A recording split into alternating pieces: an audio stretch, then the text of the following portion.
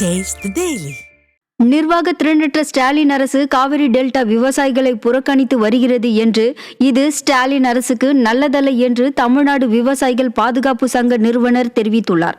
திருவாரூரில் செய்தியாளர்களை சந்தித்த ஈசன் முருகசாமி, 5 மாவட்டங்களில் சுமார் 6 லட்சம் ஏக்கர் நெற்பயிர்கள் பாதிக்கப்பட்டு விவசாயிகள் கடுமையாக பாதிப்புக்கு உள்ளாகி உள்ளதாக கூறினார். ஒரு ஏக்கருக்கு குறைந்தபட்சம் 20,000 ரூபாய் இழப்பீடு வழங்கவில்லை என்றால் பாதிக்கப்பட்ட மாவட்டங்களில் உள்ள மாவட்ட ஆட்சியர் அலுவலகம் முன்பு தொடர் காத்திருப்பு போராட்டம் நடத்தவுள்ளதாக கூறினார்.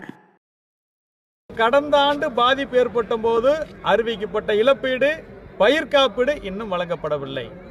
தற்போது கூட நெல்லின் ஈரப்பதத்தை 24% கேட்டு நாங்கள் கோரிக்கை வைத்திருக்கிறோம். மத்திய குழு ஆய்வு செய்து கொண்டிருக்கிறது. ஒவ்வொரு முறையும் இதே போன்று ஆய்வுக்கு வருகிறார்கள். ஆனால் விவசாயிகள் கேட்பதை விட யதார்த்தத்தில் எங்களால் அளிப்பதை விட மிக குறைவாகவே ஈரப்பதத்தை நிர்ணயிக்கிறார்கள்.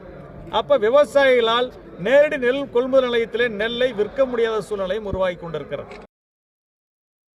திருவாரூர் மாவட்டம் நீடாமங்கலம் அருகே மத்திய குழுவினரிடம் குறைகளை கூற மாவட்ட ஆட்சியர் அனுமதிக்காததால் விவசாயிகள் வாக்குவாதத்தில் ஈடுபட்டனர்.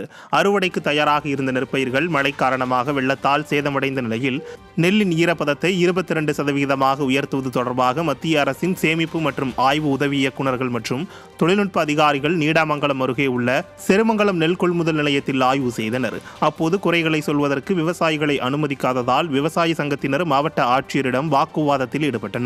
திமுக அரசு மட்டுமல்லாமல் ஸ்டாலின் அரசின் மாவட்ட ஆட்சியரும் விவசாயிகளை மதிப்பதில்லை என்று குற்றம் சாட்டினர். அதிகாரிகள் விவசாயிகள் சொல்றத செய்து கொடுத்து கேட்கணும்னு எங்களோட தாழ்மையான கருத்து. விவசாயிகள் கருத்தை எங்கேயுமே அதிகாரிகள் கேட்க மறுக்கிறாங்க. இது எங்களுக்கு மனசுக்கு ரொம்ப சங்கடமா இருக்கு. விவசாயிகள் எங்களோட தாழ்மையான கருத்து என்னன்னா, அதிகாரிகள் செவி கொடுத்து கேட்கணும். ஆட்சியாளர்களும் அதிகாரிகளும் செவி கொடுத்து விவசாயியோட கோரிக்கை கேட்டாதான் என்ன நடக்குது ஸ்பாட்லங்கிறது தெரியும். இதை கேட்க மறுத்தீங்கன்னாக்க என்ன ஒண்ணுமே பிரச்சனை இருக்காது. இந்த குழுவே ஒரு நாடகம் நடத்துற மாதிரி ஆகிவிடும். தாழ்மையான கருத்து விவசாயியோட கருத்து 22% உடனடியாக அமல்படுத்த கோரி எங்களோட கோரிக்கையை செலுத்துறோம்.